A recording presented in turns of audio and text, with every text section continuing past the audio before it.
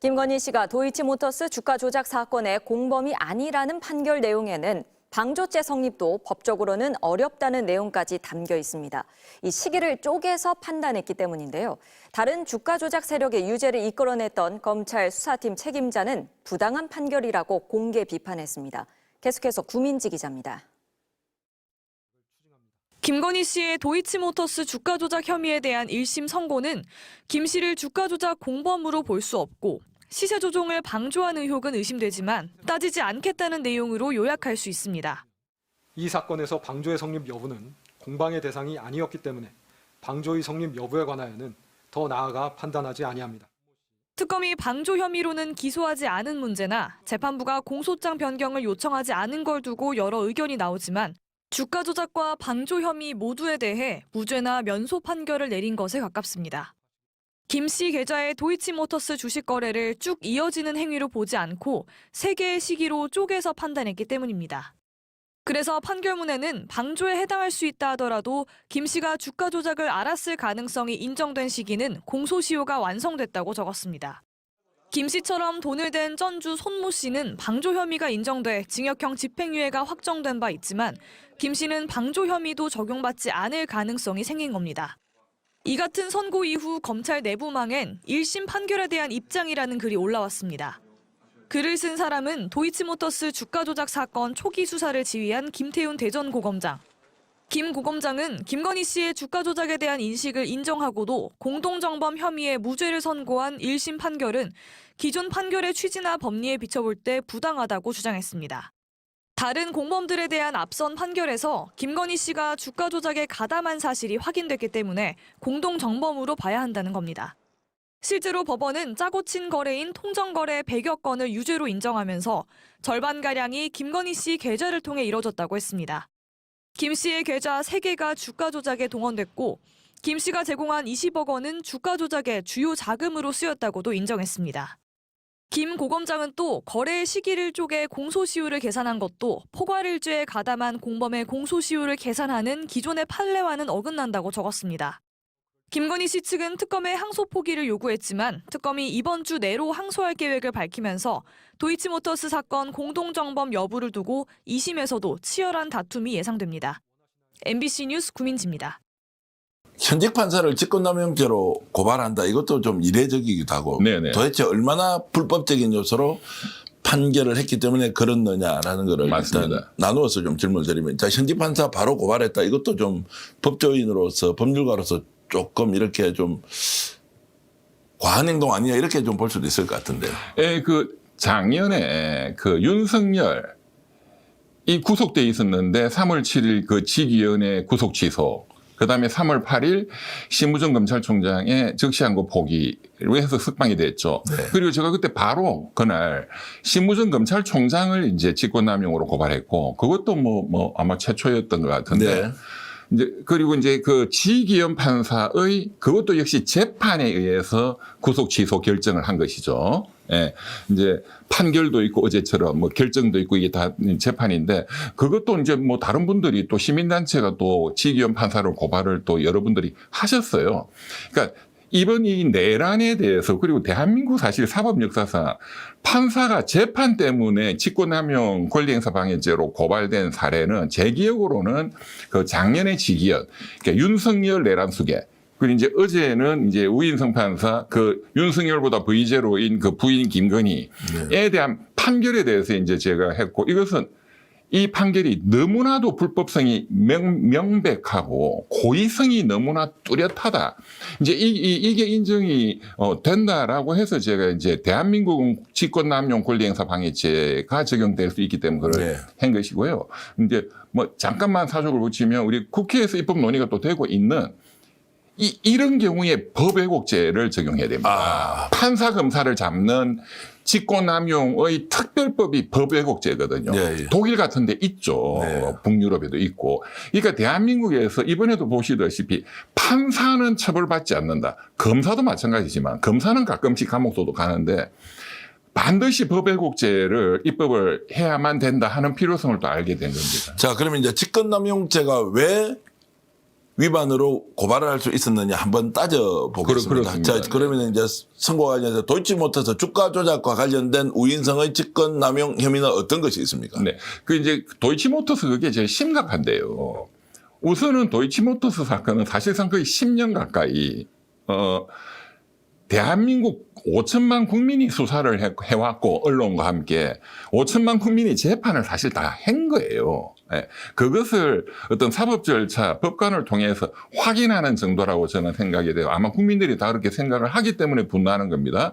그래서 전부 다 유죄 판결 때리고 중형 선고를 했는데 무죄를 때리니까 이게 진짜배기 재판관이 완전히 이제 화가 난 건데 네. 이제 법률적으로 구성 요건이 공무원이 직권을 남용하여 권리 행사를 방해하거나 의무 없는 일을 하게 했다. 요거 하나를 이제 따져봐야 되겠죠. 네.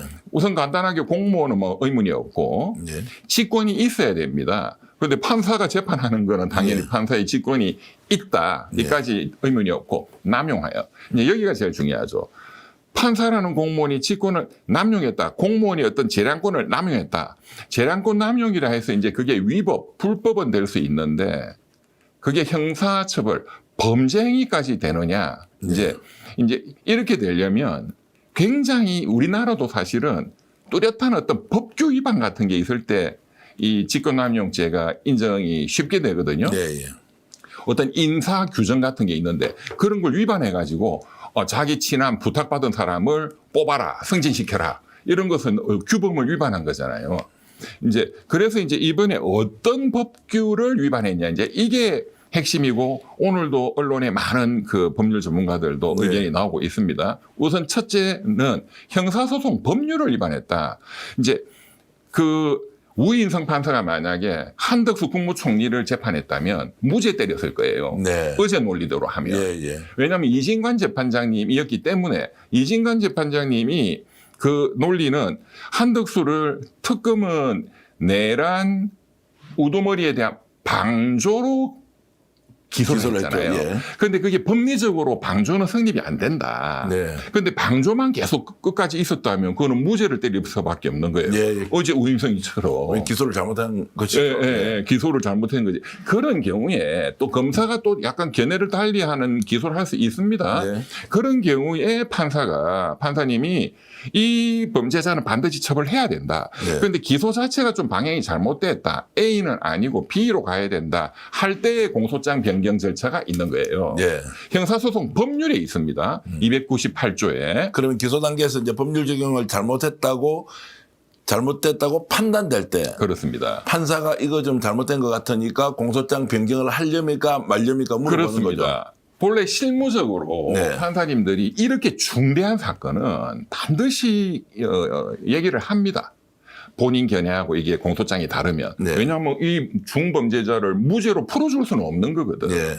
그러면 이거 공소장을 변경하면 유죄 때릴 수 있다. 그리고 피고인의 방어권도 보장이 돼야 되잖아요. 네. 그럼 피고인은 그냥 갑자기 A라고 방어하고 있었는데 A 공소 사실을 B로 그냥 때려버리면 안 되니까 그래서 공소장 변경. 그러니까 기소를 새로 또 하는 거죠. 네. 그럼 거기에 대해서 피고인에게 충분한 또 방어, 변론의 기회를 줍니다. 네. 그러면 문제가 없는 거죠. 이제 그게 공소장 변경이고 그게 그래서 실체적 진실 발견, 중범죄자를 반드시 처벌해야 된다는 그 형사소송법의 중요한 이념과 피고인의 인권도 보호돼야 된다는 두 이념을 잘 결합해서 해결하기 위한 게 298조인데 그래서 판사의 재량이 중요하거든요. 그래서 2항에 보면 법원은 그런 공소장 변경이 필요하다고 인정할 때에는 반드시 검사에게 공소장 변경하세요라고 요구하여야 한다라고 돼 있어요. 네. 요청도 아니에요. 네. 요구하여야 한다. 할 수 있다도 아니에요. 자, 그럼 그 대목에서 이제 한덕수 재판에서는 이진관 부장판사가 내란 방조죄를 그렇죠. 내란 중요 임무 종사자로 맞습니다. 공소장 변경을 하라고 해서 공소장 변경이 됐는데 됐죠. 자, 그것은 이제 형사소송법의 절차에 따라서 판사가 진행한 것이고. 정확하게 하신 거죠. 자, 그러면 이번에 이제 지금 김건희 도이치모터스 주가 조작의 공범이냐 아니냐의 논리와 관련해서 중대한 범죄 행위를 저질렀다고 우리가 추론할 수 있는 부분을 설명 좀 해 주시죠. 그 이제 어제 그 우인성 판사 그 판결 낭독에 보면 김건희가 권오수 이런 이제 그 이미 처벌받은 공범들과 주가 조작에 막 가담해가지고 같이 공모하고 작전 짜고 이런 것은 인정되지 않는다. 이제 그 양반 네, 예. 판단이 예. 그건 뭐 받아들인다고 할 때 네. 그러면 그거는 무죄가 날 수밖에 없다. 그런데 어제 그 판결문의 내용을 보면 그러나 김건희 피고인이 자기 계좌를 제공했고 40%를 그 수수료로 떼준다. 이거는 굉장히 이례적인 너무 많이 주는 거죠. 네. 그러니까 서로 짜고 했으니까 그럴 수밖에 없다. 등등의 그리고 이제 정권사 직원과 그 녹음한 것도 보면 당연히 녹음은 그냥 관례적인 건데 그걸 너무 걱정하고 하는 등을 보면 의심이 간다.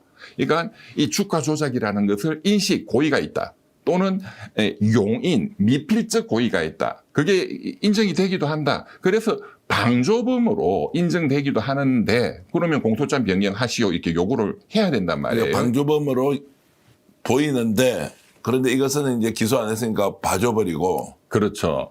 그런데 이제 그러니까 이진관 재판장님 스타일 같았으면 검사한테 이거 단독 정범이 될 수도 있고 뭐 방조범일 수도 있고 하니까 이것을 다 내가 다 선택할 테니까 선택적 병합으로 그 공소장 변경하시오. 이렇게 했으면 어제 이 우인성 판사 본인 견해대로 하면 적어도 방조범으로는 처벌을 해야 된다 이거죠. 근데 그것도 말도 안 해버리고 네. 형사소송법은 요구하여야 한다라고 의무로 돼 있는데 말도 안 해버리고 본인은 뭐라고 또 어제 변명을 하느냐 하면은 검사가 거기에 대해서 하지 않았고 아무런 주장도 공방도 안 했기 때문에 공소장 변경을 안 했기 때문에 그렇게. 그렇죠. 지가 하지 말라고 아니 하라고 안 했는데 누가 네. 공부를 하냐고. 그러니까 그건 쟁점이 그거는 검사 아닌데. 네가 알아서 할 문제지 예. 뭐 내가 먼저 나설 문제는 아니다. 그러니까 여기에 대해서는 더 이상 판단하지 않는다 하고 그냥 뭉개버린 거죠. 그러면 그것도 좀 구체적으로 질문을 하면 통상적으로 이렇게 주가 조작범에 대해서 공소 제기 기소를 네. 할 때 네. 자, 공범이다라고 하는 것과 네. 공범이 아니면 방조범으로도 그렇습니다. 처벌해 주세요라고 이 두 가지를 예를 들어서 병렬적으로 기소를 할 수도 있습니까? 아, 좋은 지적이신데요. 사실 주가 조작 사건은 그것을 같이 하는 경우가 사실은 더 많습니다. 예, 예. 그 전문 검사들은. 네, 예. 이게 혹시 안 되는 경우에 왜냐하면 주가 조작범들이 워낙 지능범이기 때문에 네. 이 첫 번째 게 인정 안 된다 이런 경우가 있거든요. 그런 경우에 보통 방조범으로 거의 처벌을 또 해요. 네, 예. 법원에서도. 예. 그래서 사실은 제가 그간에 많이 봐온 실무예로 보면 우선 주의적으로 1번 요거. 그게 안 된다면 예비적 병합으로 2번 방조범 이렇게 기소하는 검사들이 대부분이었어요. 네. 네, 자, 조금, 그러면 네, 그렇죠. 이제 이 경우에는 확실하다, 공범이다, 네. 누가 보더라도 부인할 수 없는 증거가 있다라고 했기 때문에 이제 공범으로 처벌해 달라고 했겠죠. 뭐 그럴 수도 있죠. 내용으로 보면 공범 아닙니까? 법률가로서 그렇죠. 어떻습니까? 김건희가 주가 조작 가담하고 8억 원 이상의 뭐 예를 들어서 돈을 더 벌었다라고 하면 그거는 공범 아닙니까? 공범 중에서도 거의 주도한 자죠. 예. 이 조직에서. 예. 그러니까 기소 단계에서 방조범이라고는 기소를 상상을 할 수가 못했다. 없죠. 뭐 그럴 수도 있겠죠. 예. 그래서 이제 그런 경우에 판사의 의무가 중요한 거예요. 그러니까 검사는 확신을 했는데, 근데 판사는 생각이 다를 수는 있잖아요. 네. 그런데 이거는 너무 중대한 범죄자들이다. 주가 조작은. 이거는 반드시 이거는 풀어주면 안 된다. 그때 판사가 나는 방조범으로 처벌해야 된다. 그러면 검사한테 얘기를 해야 된다. 이거예요. 예. 그러니까 그런 경우에는 의무가 되는 거예요. 예. 반드시. 그래서 형사소송법이 법률을 정할 때 할 수 있다가 아니고 반드시 요구하여야 한다라고 돼 있어요. 예. 그런데 항상 대법원 판례는 판사들끼리는 그냥 무조건 재량이다고 판결해 왔습니다. 그것도 그걸 안 했다. 그래서 어제처럼 방조범 이런 거 공소장 변경 이런 게 없이 그냥 이렇게 무죄 때렸다. 이 판결이 위법이냐라는 이제 그 대법원 판례에서 그렇지만 그건 재량이다 이렇게 판단을 해왔어요. 네. 대법원이. 네. 법 문장이 명확하게 해야 된다 해놨는데도 네. 지네들끼리. 그러니까 이제 충돌이 생기니까 재량적 행위와 그리고 의무사항 두 그렇습니다. 가지를 가지고 그렇습니다. 유리한 대로 해석해버리면 되니까 네, 그렇습니다. 재량으로 인정하자라고 하면 이제 죄가 안 되는 그렇습니다. 거죠. 그거는 우인성 판사가 잘 알거든요. 예. 내가 이거 안 해도 나는 처벌 안 받을 거야라고 생각했을 겁니다. 예. 그래서 어제 그 검사가 그걸 주장 안 하고 다투지 않았으니까 나는 더 이상 방조에 대해서는 판단할 필요가 없다 해서 끝내버린 거죠. 예. 그러나 그렇지 않다 이거지. 대법원이 이거 좀 재량이다라는 대법원 판결도 있지만 국민의 생명 신체 중대한 어떤 그런 공익에 심각한 위해가 명백하다. 이제 이런 경우에 공무원이 뭐 꼭 판사가 아니더라도 공무원이 어떤 재량권을 행사하지 않았다. 그런데 중대한 공익에 국민에게 그런 침해가 발생한다. 이런 경우는 공무원에게 법이 설사 뭘 할 수 있다. 이렇게 돼 있다 하더라도 그건 재량이 아니다. 네. 재량권은 수축, 영으로 수축 없어지고 반드시 공권력을 발동을 해야만 한다. 그걸 안 하면 불법이다 하는 판례가 많아요. 공소장 변경에 대해서 저도 이제 일반인으로 충분히 이해가 됐는데 네. 어떤 사람이 범죄를 저질렀는데 이것을 살인미수로 볼 것이냐 아니면 강도상해로 볼 것이냐 그럴 수도 있죠. 이런 거 있을 때 아무리 보더라도 살인미수로 기소를 했는데 이건 좀 과하다. 맞습니다. 살인의 의도가 확인이 안 되는데 그러면 맞습니다. 강도상해로 처리해야 되는데 맞습니다. 살인미수 적용 안 된다고 해서 너 무죄야 이렇게 할 수 없으니까 그렇죠. 공소장 변경해 오세요. 강도상해죄로 처벌할 수 있는 근거를 맞습니다. 줘야 기소독점권을 가진 검찰과 판사는 판결을 해서 그렇습니다. 형을 어쨌든 이제 선고해야 되니까 네. 그런 걸로 이해를 한다면 맞습니다. 예. 지금 우인성 판사가 했던 것은 그러면은 방조범이면 방조에 대한 것들을 공소장 변경을 해야 하는데 그걸 안 했다는 것은 명백하게 법률 위반이다 이렇게 그렇습니다. 예. 자 그게 이제 지금 그래서 직권을 남용했다는 거죠. 예. 남용을 했다는 것이고 예, 그리고 또 직권 남용이 또 많습니다. 좀 말씀해 주시죠. 네, 또 뭐냐.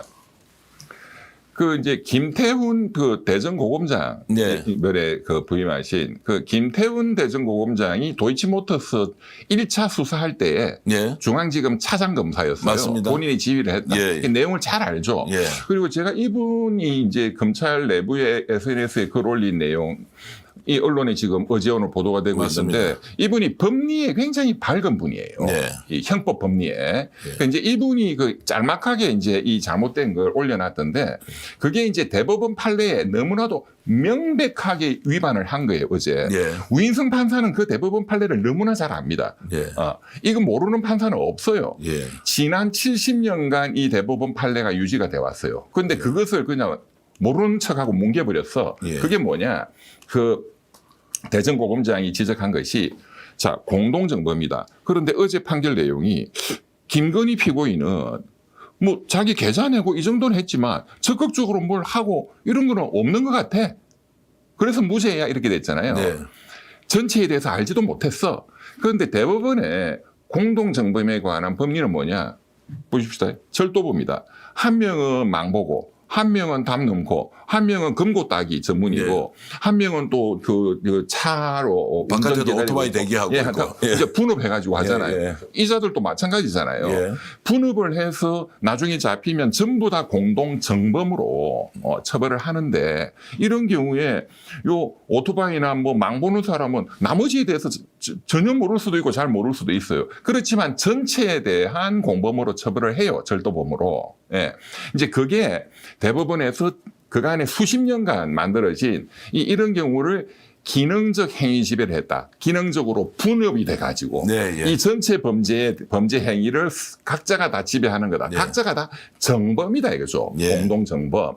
그래서 주관적으로는 이 범죄에 참여한다는 공동 가공 의사, 이 주관적인 의사가 이 전체를 다 알 필요는 없다 이거예요. 조금만 알아도 망보는 것만 해도 나는 망보는 분업 이러면은 공동 가공 의사 주관적 고의가 인정이 된다. 그리고 이제 객관적으로는 공동 가공 실행 그거는 이제 분업 일부만 했다. 뭐 계좌를 주고 등등. 그러니까 딱 이 사건에 정확히 부합하는 거거든요. 그거는 수십 년간 확립된 대법원 판례예요. 작년에 지기현 판사가 70년간 확립된 날짜 계산을 아니야 시간 계산해서 풀어준 거하고 똑같은 거예요. 네. 그것도 직권남용 범죄거든요. 네. 어제도 똑같은 그 불법, 그러니까 직권남용 행위를 이 점에서 또 했다. 자, 그러면 김태훈 대전 고검장이 이제 이 문제 제기를 하고 언론에서는 다루고 있는데 자, 이것을 그러면 처벌하려면 이제 앞으로 어떤 자, 절차- 하나 더 있습니다. 예, 예. 또 그 김태원 고검장 또 지적한 것이 예.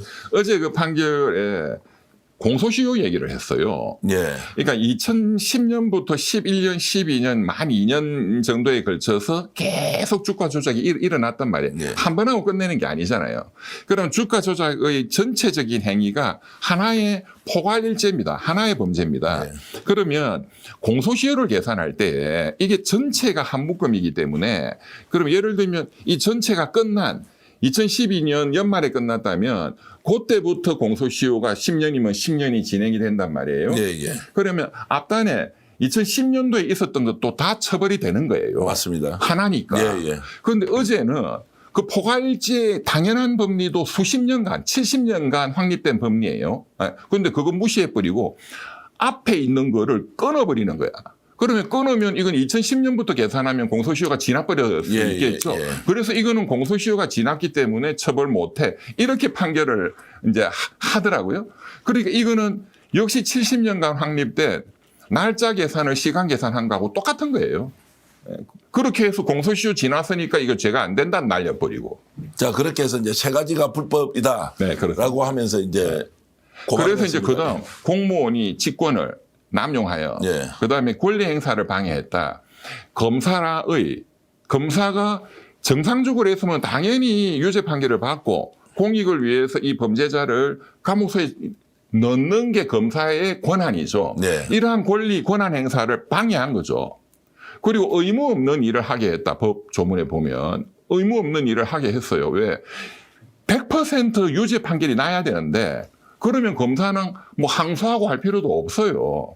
예. 그런데 무죄를 때렸으니까 의무 없이 항소까지 또 해야 돼. 예. 네. 제가 이제 의무 없는 일을 하게 했다는 구성 요건까지 채운다면, 그러니까 제가 보기에는 이건 직권남용 권리행사 방해의 구성 요건에 딱 들어맞는, 그리고 이런 것을 반드시 처벌을 하는 선례를 만들어야 된다. 대한민국 판사가 대한민국 사법 역사상 이 정도로 법 조문과 대법원 판례를 이건 완전히 고의적으로 무시하고 명백히 이것을 위반했다. 이런 사건은 없을 겁니다. 자, 그렇게 되면 이제 실제로 재판에 갔습니다. 기소 의견으로 넘어갔으면 이제 두 가지가 충돌합니다. 직권남용죄가 명백하다라는 거 하나. 그러나 이것은 판사의 재량적 재량이다. 네. 행위가 충돌이 될 때는 그렇겠죠. 이것이 유불리면 이제 본인이 이야기했지 않습니까? 불리할 경우에 피의자 편을 들어야 한다. 네. 그럼 본인도 올라가면 내가 피의자니까 네. 동렬에 있는 이 두 가지 법의 충돌에서 네. 나는 재량권 인정해 달라고 하면 최종적으로 판사가 어떤 결정을 내릴 것이냐. 이진관 판사님 같은 분한테 걸리면은 유죄가 나겠죠. 유죄고 실형이고 법정 구속입니까? 뭐 그럴 수도 있죠. 제가 독일의 그 사례를 오면서 찾아보니까 네. 이제 독일은 법 왜곡죄가 있어요. 그러니까 직권남용죄인데 판사가 이렇게 법을 이런 식으로 하는 경우에 이제 적용하도록 한데 1년에 평균 한 5건 정도 판검사가 기소가 되고 네. 유죄 판결 나는 게 그중에서 3건 내지는 4건이 유죄 판결이에요. 기소가 되면 그러면은 실제로 거의 난다. 예. 예. 그런데 그만큼 엄격하게 기소를 하고 함부로 기소하지는 않고. 그 이야기는 결국 법왜곡죄라는 것을 있음에도 불구하고 판사들의 실수 또는 의도적인 고의적인 이런 상황들이 생긴다는 이야기지 않습니까? 그러니까 이제 그 독일에서는 그 판사의 어떤 사법의 독립이라는 게 존중돼야 되기 때문에 네. 이것을 그 수사하고 기소할 때 굉장히 좀 엄격하게 해라. 네. 그런데 진짜로 명백하게 이 사람은 고의적이다. 그리고 명백하게 불법을 했다. 딱 어제 우인성 판결이거든요. 지기현. 그런 경우에 한해서 1년에 보니까 한 5건의 판검사들이 기소가 되더라. 근데 그렇게 엄격하게 기소하니까 거의 7, 80% 유죄 판결을 받더라 이거죠. 이 질문은 법률가에게 드리는 질문이 아니고 시민 우리 이병철 네네. 우리 변호사님께 질문하는 건데요. 우인성 봐주려고 저렇게 재판한 건 맞습니까? 아니면 진짜 법리적인 판단의 전제로 저런 결론을 냈다고 그러니까 보십니까? 우인성 판사가 이를 김건희를 무죄 준 것이 봐주려고 아예 작정했다. 아니면 법리를 곡해하거나 자의적으로 해석해서 네, 저런 네. 결론을 내렸다. 이거 둘 중에 네. 하나를 네. 시민으로서 일단 판단한다면 어떻습니까? 저는 100% 봐주려고 고의적으로 했다고 네. 봅니다. 어제 이분의 얼굴 표정, 눈빛, 목소리, 그리고 낭독하는 태도, 그 판결문의 내용, 모든 것을 종합할 때 이것은 완전히 고의적이다. 네. 오히려 지기현 판사는 여기에 비하면은 조금 봐줄 면이 있어요. 예. 뭐 피고인을 위해서 시간 계산으로 해줬다. 뭐 예. 법리적으로 예. 뭐 명분이라도 있어요. 예. 여기는 명분도 없고. 그러니까 그거를 잘 알 수 있는 오늘도 많은 여러 분들이 이러저런 걸 지적하시던데 네. 뭐 우선 하나만 일단 지적하면 이제 어제 끝나고 재판단 낭독하고 피고인 그 김건희 일어나가지고 1년 8개월 하니까 김건희는 본인도 뻥 쪘을 거예요. 이게 맞나? 그런데 끝나고 나서 본인이 판사가 일어나서 김건희한테 이렇게 머리 숙여서 인사하는 거를 보고 저는 그런 판사를 처음 봤습니다. 그 인사가 혹시 이제 방청석이나 국민들이 아닙니다. 생경계 되기 때문에 한 건 아닌 것처럼 보였다. 예, 절대로. 혹시 본성적으로 대통령을 국무라고 생각하고 국부라고, 좀 그런 국부라고 느낌. 생각하고 그렇죠.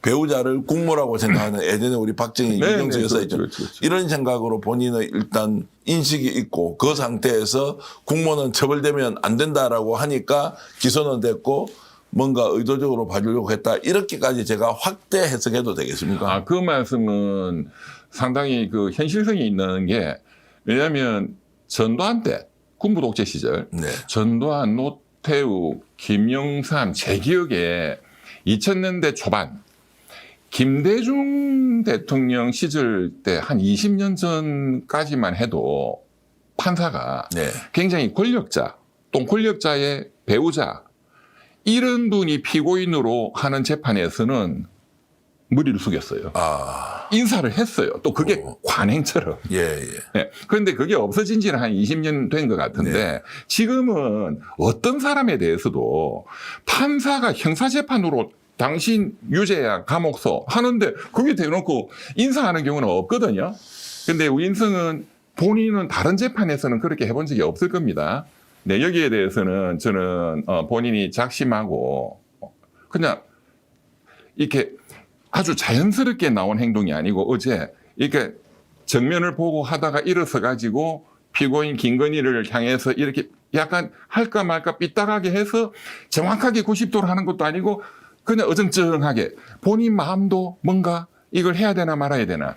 그러니까 굉장히 의도적이었지만 불안한. 우인성의 진심은 무엇이었습니까? 진짜 당신 봐주고 싶어. 동정심이 일어. 쿠데타 합법이었는데 다 불법으로 몰고 가고 있는데 내란 아닌데 너 내란으로 몰리고 있으니 억울하지. 내가 좀 봐줄게. 이런 마음을 진짜 먹었을까요? 저는 판사가 예. 굉장히 또 이제 훈련을 많이 받은 사람들이고 그 우인성 판사도 뭐 제하고 동기인데 네. 그러니까 경험이 굉장히 많고 프로 중에 프로거든요. 또 서울중앙지법의 엘리트 판사고 법 이론적으로나 경험적으로나 이런 판결을 한다는 것은 불가능한데 이걸 했다는 것은 저는 이제 결론은 김건희를 왜 처벌을 해야 돼? 네. 라는 그 결론. 이 마음에 100% 있다라고 보고 네. 그러면 김건희를 처벌을 해서는 안 된다라는 것은 윤석열도 마찬가지로 이게 무슨 죄가 되냐. 왜 이렇게 이걸 내란이라고까지 또 하느냐. 저 극우들이 주장하는.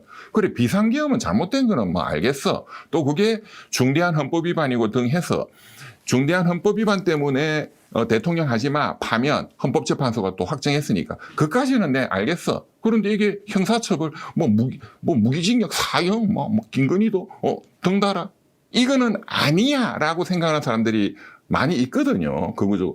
그리고 판사들도 굉장히 그런 생각이 많습니다. 네. 저는 그런 생각을 행동으로 보였다라고 봅니다. 행위에 대한 판단을 하지 않고 존재에 대한 판단을 해버리는 우리 같은 사람은 거의 뭐 한 번 재판받으면 거의 뭐 유기형 최고의 법정에서 평생을 보내야 될지도 모르겠다. 왜냐하면 이렇게 사법부에 대해서 비판의식이 많은데 야 나는 재판받으면 어떻게 되느냐 뭐 이런 생각이 드는데 아 진짜 그 지금 문제 제기를 잘하셨는데 네. 제가 그 말씀을 오늘 우인성 판결 말씀드리려 했는데 네. 마음을 가지고 판사가 날려버려요. 네. 이게 이제 범죄가 되려면 고의가 인정되는데 네. 고의라는 거는 어떤 범죄 사실에 대한 인식, 인데 그거는 정신작용이잖아요. 네. 근데 그거를 판사가 이렇게 객관적으로 볼 수는 없죠. 네.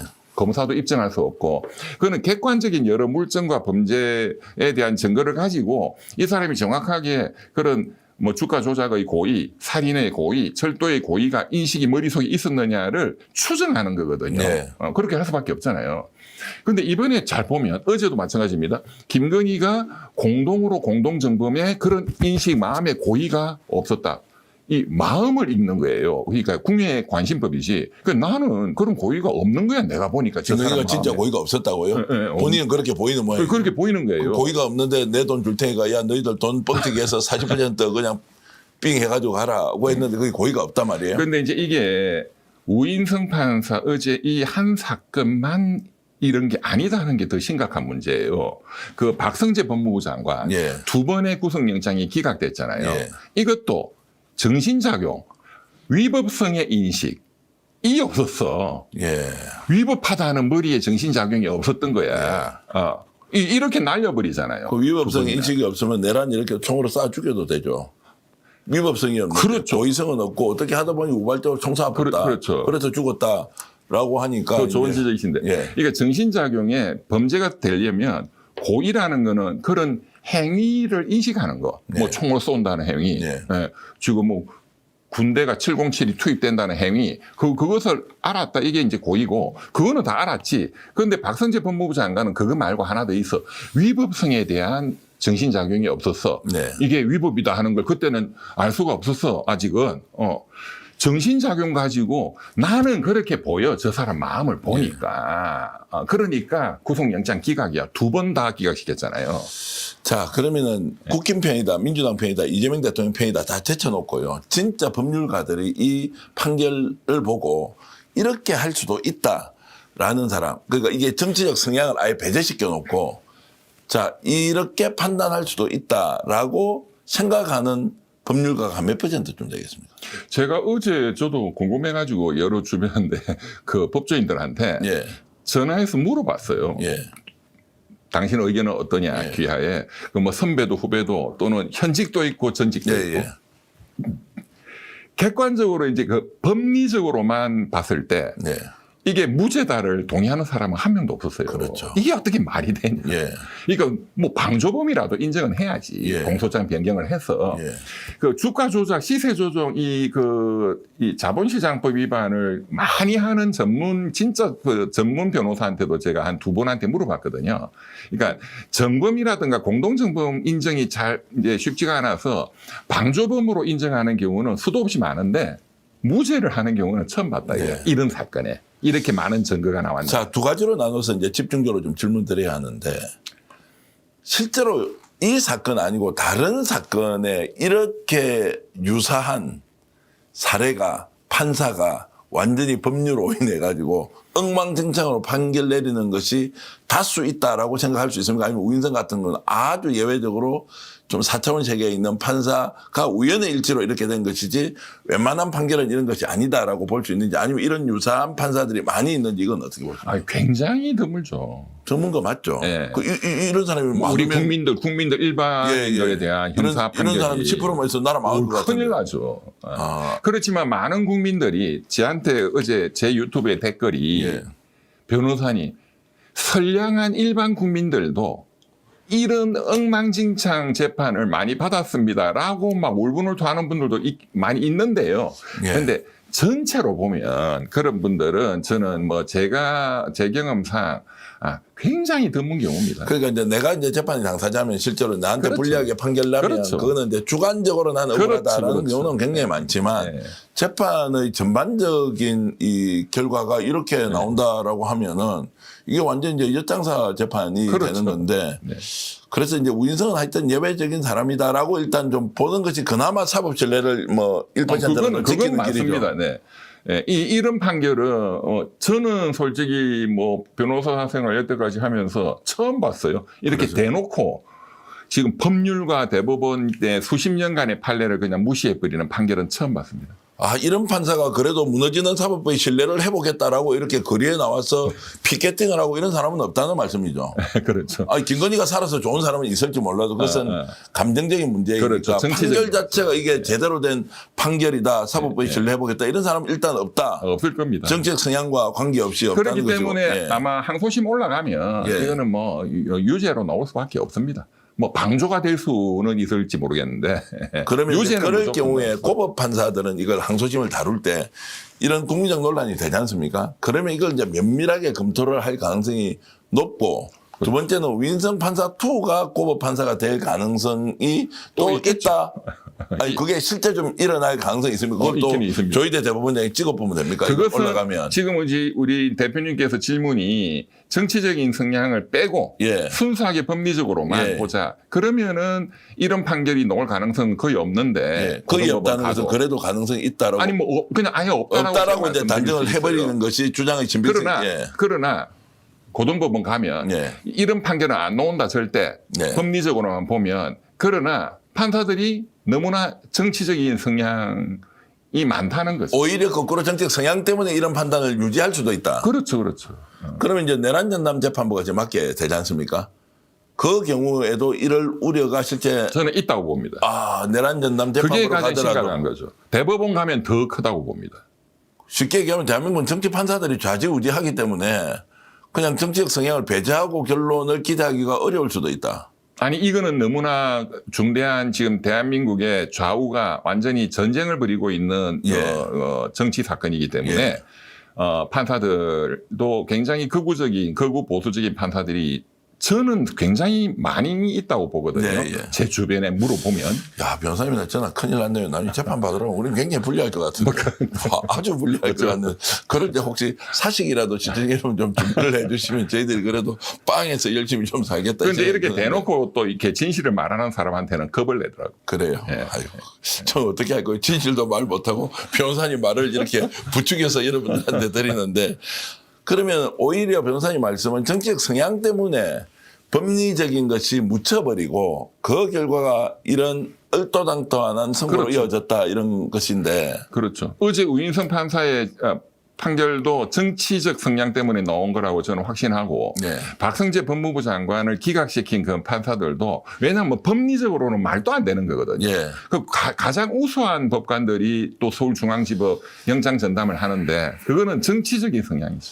저는 이제 말씀을 들으면서 저도 이제 잘못 판단했다는 것이 이게 4차원 세계에 사는 사람이어서 세상 물정을 모르고 있다. 와, 몰라도 어떻게 저렇게 할 수가 있느냐라고 했던 것은 순진한 거고요. 실제로는 정치적 판단을 했기 때문에 이런 그렇죠. 결과를 냈다고 보는 것이 만약에 예.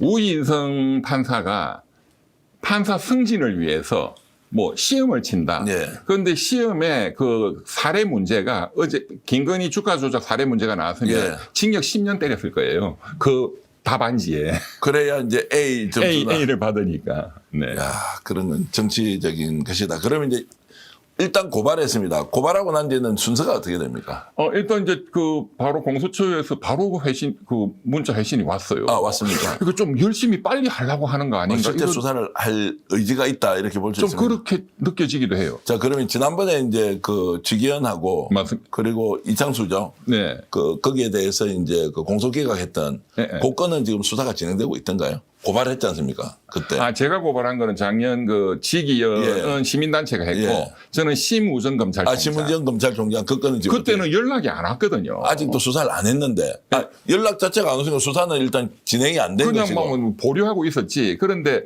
특검이 시작되면서 예. 이제 그 사건을 특검으로 넘겼다. 예. 언론 보도도 났죠. 예. 그 전까지는 저한테 아무런 연락이 없었어요. 자, 그러면은 어저께 오늘 이제 고발했던 이 건은 바로 연락이 와서 바로의 회신이 왔어요. 회신이 어떻게 왔습니까? 지금 그러니까 공식 접수가 됐다. 됐다라고 하면 그러면 그다음에 이제 고발인 조사를 할 것이고 네. 그 뒤에 이제 현직 판사를 그러니까 불러서 이제 조사를 할 수 있습니까? 제가 이제 먼저 가서 고발인 조사를 예. 하고 그다음에 이제 또 여러 필요한 다른 여러 뭐 참고인 조사라든가 예. 이런 게 필요할 수도 있을 텐데 사실은 이거는 뭐 참고인 뭐 부를 것도 없고 모든 게 다 나와 있지 다 않습니까? 나와 있잖아요. 예, 예. 예.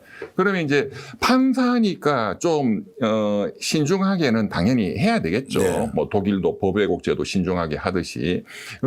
그런데 이제 제가 뭐 희망한다면 공소처가 본인들의 여러 가지 여태까지 어떤 무능이나 이런 불신을 좀 걷어내기 위해서 좀 빨리 열심히 하신다면 사실은 고발인 조사를 다음 주에 하면 네.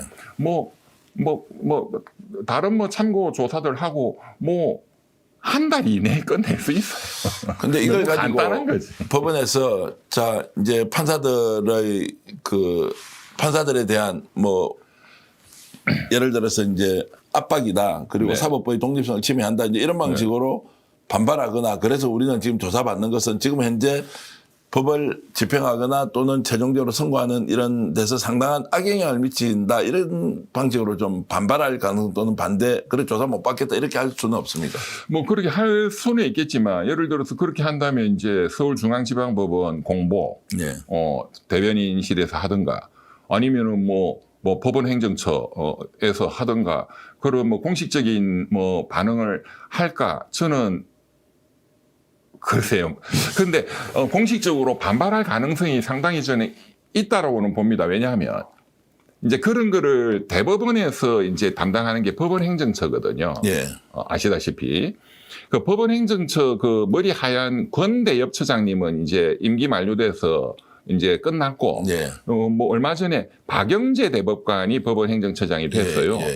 박영재 대법관은 가장 대법관들 중에서 보수적인 예. 분으로 소문나 있고 그분이 작년 5월 달에 희대의 난 때 그 빨리 해가지고 유죄 취지 파기환송 그 주심 대법관이었어요. 그렇죠. 대법관 중에 가장 극우적이다고 이제 소문이 나 있는 그분이 현재 법원 행정처장이기 때문에 만약에 뭐 공수처에서 어제 우인성 판사 당신 조사받으러 와 뭐 이렇게 하면 공식적으로 안 된다 사법부 독립 침해다 이렇게 바로 발끈할 가능성이 높다고 봐야 되겠죠. 또 지금까지 이제 보통 거구나 이런 쪽에서 나오는 논리가 야 이렇게 우리가 주장하면 봐라 저것들은 원래 좌파고 전체주의 세력이기 때문에 인민재판식으로 이제 끌고 그렇죠. 와서 사법부를 능멸하고 판사까지. 있다 뭐 이렇게 네. 지금 나올 거지 않습니까? 그렇죠. 자 그런 것들도 이제 어쨌든 우리가 예상을 하면서 그래서 저는 결국은 이제 대한민국은 여론이 가장 힘이 세고 무서운 거니까 공무원들한테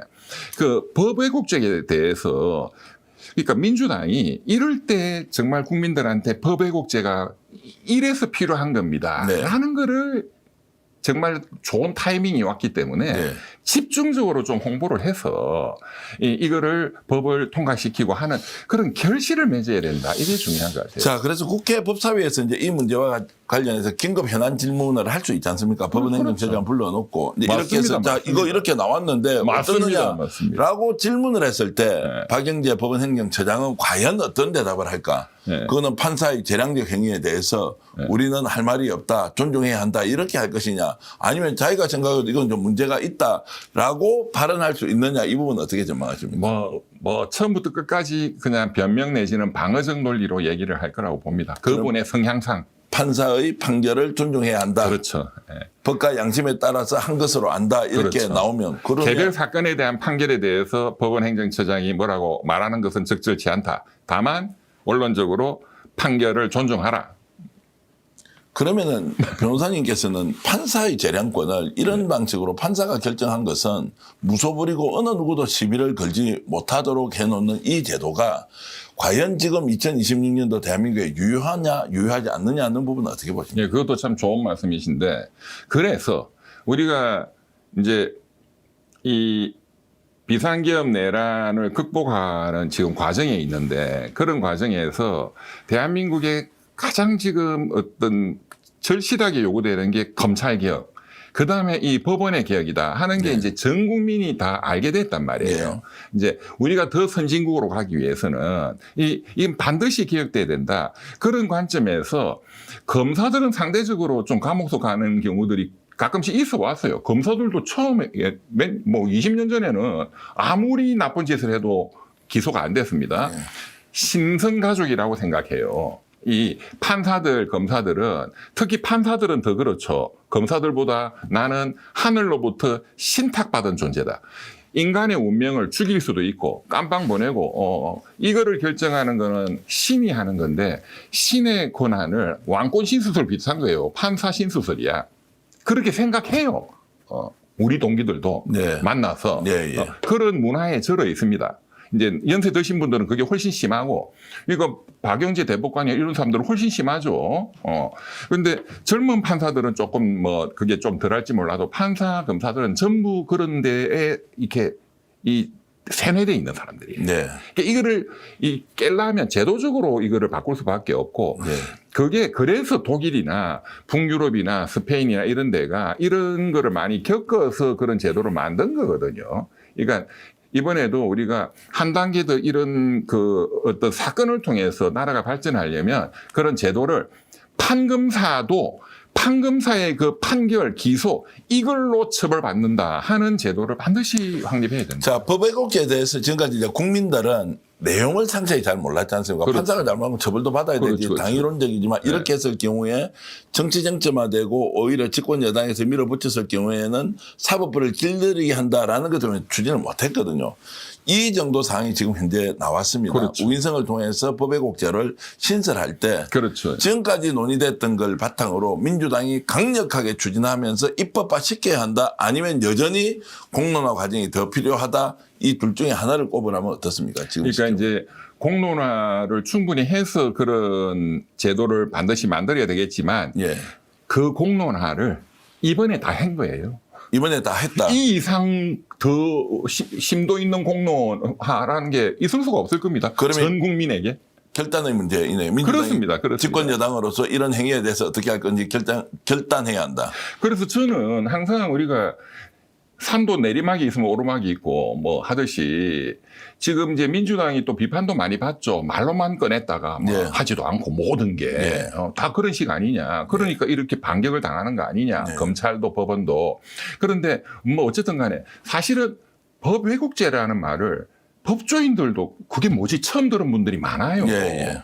저도 마찬가지고. 예. 저도 뭐 작년부터 이제 찾아보고 공부를 해보니까 독일이 그렇고 하다는 걸 알았지. 그런데 일반 국민들이 뭐 오죽하겠습니까? 그런데 국민들이 평소에 이제 재판을 받아본 분들은 이 재판이 개판이다. 또 검사들이 개판이다는 거는 뭐 말할 것도 없고. 그런데 판사, 검사가 도둑질을 해서 절도죄로 잡혀간다. 이거야 당연한 거겠죠. 네. 돈 먹어서 뇌물죄로 잡혀간다. 이런 경우는 왕왕 가끔씩 있어왔고 네. 당연한데 그게 아니고 판사의 판결로 잡혀간다. 예. 검사의 수사와 기소 내용으로 잡혀간다. 특히 판사가 판결한 걸로 범죄로 잡혀간다. 이거는 굉장히 새로운 거잖아요. 예. 근데 그렇게 처벌할 필요가 반드시 있다라는 게 이번에 우리 전 국민이 알게 됐고 예. 그게 보니까 독일이나 이런 선진국에 유럽에는 많이 시행되고 있는 나라가 있더라. 물론 굉장히 엄격하게. 국민 절대 다수가 동의를 하지 않더라도 과반이 동의하면 지금 현재 민주당은 이 법왜곡죄를 그대로 통과시키는 게 맞다고 보시는 거죠. 당연히 그렇죠. 그럼 이번에 정청 대표가 이 문제까지 같이 포함해서 네, 그렇습니다. 사법개혁의 과정에 법외국제를 반드시 통과시켜야 한다. 자고우면하면 안 된다. 네. 이거 지금 여론조사 하면은 제가 찬성이 한 70% 나올 겁니다. 자, 그렇게 해서 이제 적극적으로 민주당이 추진을 해줬으면 좋겠다는 말씀이고요. 그렇습니다. 자, 그래서 대통령도 범죄가 있으면 빵에 가야 된다는데 대한민국은 판검사들은 그렇습니다. 특히 판사들은 아예 본인의 한 행위가 잘못되더라도 그렇죠. 재량권이라는 이름으로 공무원들은 다 직권남용죄로 잡혀가는데 맞습니다. 그들은 재량권이라는 이름으로 다 봐주겠다. 맞습니다. 이거 재량권 제도 행위에 대한 것들을 아예 법에서 삭제시켜버리자. 이렇게 가면 어떻게 됩니까? 뭐 그렇게까지 할 수는 없겠죠. 그렇게 하면 너무 과합니까? 재량이라는 것은 뭐 불가피하게 법에서 인정을 할 수밖에 예. 없죠. 우리가. 왜냐하면 이걸 저는 이제 대한민국 판사들에게 들려줘야 한다. 그들이 어떻게 지금 국민으로부터 평가를 받고 있는지를 제대로 알고 있느냐 없느냐라는 부분에서 저는 심각하게 사법부의 신뢰가 깨져버렸다고 생각하거든요. 맞습니다. 그래서 판사가 재량권을 지멋대로 남용하고 이렇게 명백하게 고의적으로 재량권 남용이라는 불법이 있을 때에는 법외국죄로 그 판결 때문에 감옥소를 간다 하는 것을 이번에 감옥소를 보내야 한다는 것을 이번에 국민들이 확실하게 알게 된 거죠. 네. 이 이상의 공론, 아마 전문가들 청문회 이런 거 10년 동안 수천 번 하는 것보다 이번이 훨씬 효과가 크다고 우인성이 봅니다. 제대로 사법개혁을 할 수 있는 맞습니다. 항상 과제를 그렇죠. 국민들한테 던졌다는 것이고. 역사라는 게 항상 그런 거죠. 솔직히 조희대 대법원장은 지금 현재 어떤 생각일까요? 우인성 판결 잘했다 이렇게 생각할 거예요. 어휴, 이 사람이 판결 이러는 바람에 내가 진짜 골머리 또 앓겠는데 이렇게 생각할 거예요. 어떻게 보십니까? 제가 어제 또 저녁에 아까 말씀드린 진짜 좀 극우적인 생각을 갖고 있는 이재명은 극우는 아니었는데 극우가 된 왜냐하면 이제 사법개혁 판사들 조져야 된다 하니까 판사들도 막 열받고 네. 등등 해서 윤석열이가 무슨 내란죄식이나 돼 파면했으면 됐지 네. 이제 이런 심지어 제가 한번 작년 10월 달에 말씀드렸지만 이재명 대통령은 재판받으러 뭐 한번 불러봐? 이런 사람들. 예, 예. 예. 그런 분들한테 제가 어제 한 몇 분한테 전화해서 물어봤어요. 어떻게 생각하느냐. 그 친구들도 이게 무슨 무죄냐. 한데, 이제 지금 그 말씀하신 취지에 대한 답변은 좀 그런 극우 보수적인 판사들도 1심에서 이런 식으로 하면 지금 전 국민들이 지금 들고 일어나는 이 변호사님도 들고 일어나고 그러니까 바보다 이것이 예. 오히려 그 목적을 달성하는데 좀 도둑질을 해도 적당하게 해야지. 그래서 이번 판결이 조희대 대법원장에게는 어떤 영향이 있을까? 다행히 사법부의 수장이니까 거기에 대해서 영향이 갈 수밖에 없을 텐데, 야, 조직적으로 스스로 다 죽이고 있구나. 사법부의 신뢰 회복이 단 1cm라도 더 그렇습니다. 확장이 돼야 하는데 이런 판결로 거꾸로 되돌아가는데 이걸 재량적 행위고 법과 양심에 따라서 한 판결이니까 존중해야 한다. 이러면 본인들이 쓸 자리가 더욱더 없을 것 같은데. 그래서 제가 이런 조희대 대법원장 및 작년 그 희대의 난을 일으킨 또 이게 지금 1년의 어떤 흐름으로 지금 굉장히 위험한 어떤 그런 세력으로 저는 이렇게 인식하고 있는데 여기에 대해서 행동으로 보여줘야 된다. 네. 정말로 국민들이 다시 또 들고 일어나면 예. 정말 당신들이 어떻게 될지 모른다. 뭐 말씀하신 것처럼 대통령도 그냥 잡아넣어 버리는데 대한민국 국민들이 예, 사형 무기인데 그걸 행동으로 보여줘야 되기 때문에 제가 오늘 그냥 바로 빨리 고발장을 냈고 또 123분이 또 같이 공동 고발하자. 또 그렇게 하면 또 이제 막 더 행동이 일어나고 또 민주당 정치권도 행동이 일어나고 하겠죠. 사법부 철옹성, 판사의 철옹성, 검찰에서 이런 일이 있었다. 우리 거리로 나가서 그 인사권자인 검찰총장과 법무장관 그 위에 있는 총리와 대통령에 대해서 항의하고 싸우고 이렇게 열심히 주장하지 않습니까? 그러면 윤석열 정권 치하라 하더라도 거기에 대해서 눈치를 보고 얘들을 어떻게 옮기든지 아니면 더 독하게 아니면 더 교묘하게 뭔가 조치를 하는데 판사는 각 개인이 독립체로서 이렇게 결정을 내리면 아무 때도 가서 항의할 데가 없다. 1심 판결 끝났으니까 항소심에서 알아서 해보라. 그렇죠. 왜 너 아무것도 없어. 인사조치도 없고 뭐도 아무것도 없어. 네. 그럼 이런 식으로 사법부를 그대로 제도적으로 완벽하게 철옹성 안으로 존재하도록 하는 것이 대한민국 민주주의에 맞느냐 이런 이제 근본적인 질문이 들어서 대책이 없네 이런 생각이 바로 잡을 수도 없네요. 지금 이렇게 돼 있으면 이제 고발해놓고 또 공소장에서 미적미적 하지 않는다 하더라도 판사가 안 나오면 어떻게 재판해서 강제 구인을 하느냐 마느냐 야 이거 좀 애매하다 이렇게 갈 수 있잖아요. 제가 여러 번 제가 제 유튜브 방송에서도 말씀드렸는데 이재명 대통령이 지금 빨리 해야 되는 게 공수처장을 바꿔야 됩니다. 네. 공수처장은 이미 기소가 돼 있는 사람이잖아요. 네. 그리고 윤석열이 또 임명을 했고 또 그간에 너무 무능하다 하는 것은 또 다 아는 사실이고 네. 그것만 갖고도 직위 해제 대기 발령시키고 다른 분을 새로 그 임명을 해도 아무 문제가 없는데 이 사람 지금 최혜병 특검에 의해서 기소까지 됐단 말이에요. 그럼 일반 공무원도 기소되면 직위 해제시키고 직무를 안 줍니다. 네. 그런데 이 중요한 공수처장을 왜 가만히 놔두는지 저는 알다가도 모르겠어요. 그리고 그 검사들도. 임기가 남아 있으니까 뭐 그런. 아니 그게 그 답변이 안 된다니까요. 예, 예.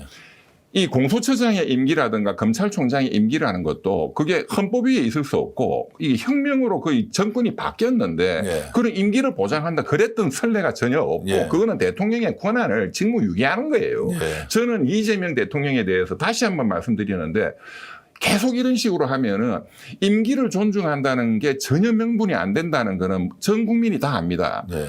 검찰총장의 임기제가 있지만 임기를 채워서 나간 사람은 몇 명 안 되잖아요. 여러 큰 사건이 있을 때. 그때는 대통령 권력으로 점잖게 스스로 나가게 만드는 방법도 수없이 많고 또 그야말로 법을 바로 그냥 적용해가지고 지금 공수처장은 지금 피의자이기 때문에 법적으로만 해도 아무 문제가 없어요. 지금은 임기를 존중하는 게 어떻게 보면 불법입니다. 이해가 안 됩니다. 이건 반드시 빨리 공수처장을 바꾸고 공수처 부장검사들도 바꾸고 좋은 분들 또 채우고 새로 인력도 확충하고 해서 이런 이제 거대 범죄 고위공직자 잡으라고 실고 그 민주당이 만든 거잖아요. 네. 그 빠루 사건으로. 네, 예. 그런데 왜 공수처는 완전히 지금 없는 국가조직과 마찬가지거든요. 민주당이 만들어 놓고 왜 이렇게 놀리죠? 왜 대통령은 자기 일을 안 하죠? 저는 이재명 대통령에 대해서 굉장히 좀 이 부분에 대해서 좀 문제를 제기하고 싶습니다. 제가 이제 좀 그래도 사법부는 독립적이어야 된다. 사법부는 존중받아야 한다. 판사의 재량적 행위는 설사차고나 과오가 있다 하더라도 이것에 대해서 바로 비판하거나 사법 처리를 하는 것은 대한민국 상권분립 체계 민주주의를 파괴하는 거 아니냐. 일반 공직자들, 고위 공무원들하고는 좀 다르게 다르죠. 해야 하는 거 그거는 아니냐라는 맞는 부분. 말이죠. 그거는 맞습니까? 그건 맞는 말이죠. 그게 우리 헌법 정신이죠. 예, 일반 공무원은 행정부잖아요. 예, 그리고 일반 공무원이 갖는 재량은 상대적으로 작다. 그리고 행정부와 별도로 또 국회 입법부와 별도로 사법부라는 것을 두고 어느 나라나 이건 완전히 별도로. 네. 그러니까 서로가 이렇게 존중하는 것처럼 거기다가 이제 이 판사의 업무라는 것은 진짜 사람의 생명을 죽이고 살리고의 예. 업무고 그만큼 엄격하게 그 심사받고 또 이렇게 훈련된 그런 또 판사가 재판관이 또 해야 되고 또 거기에 대해서는 최대한의 좀 가급적 존중을 또 재량권을 많이 인정하자 하는 게 모든 문명국가입니다. 모든 네. 국가가. 그러나 그것도 한계가 있는 거죠.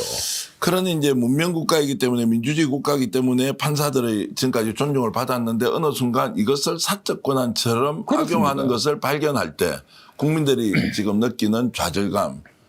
그런데 그대들은 어떻게 할 것이요? 라고 다시 질문을 하는 상황이 됐는데 그 정말로 절대적 권한을 보호해주는 이 헌법 정신을 누가 파괴하고 있느냐? 국민들입니까? 아니면 판사들입니까? 이제 이런 질문을 그런데 드리고요. 어떤 문명국가라 하더라도 그러니까 대통령제라면 네.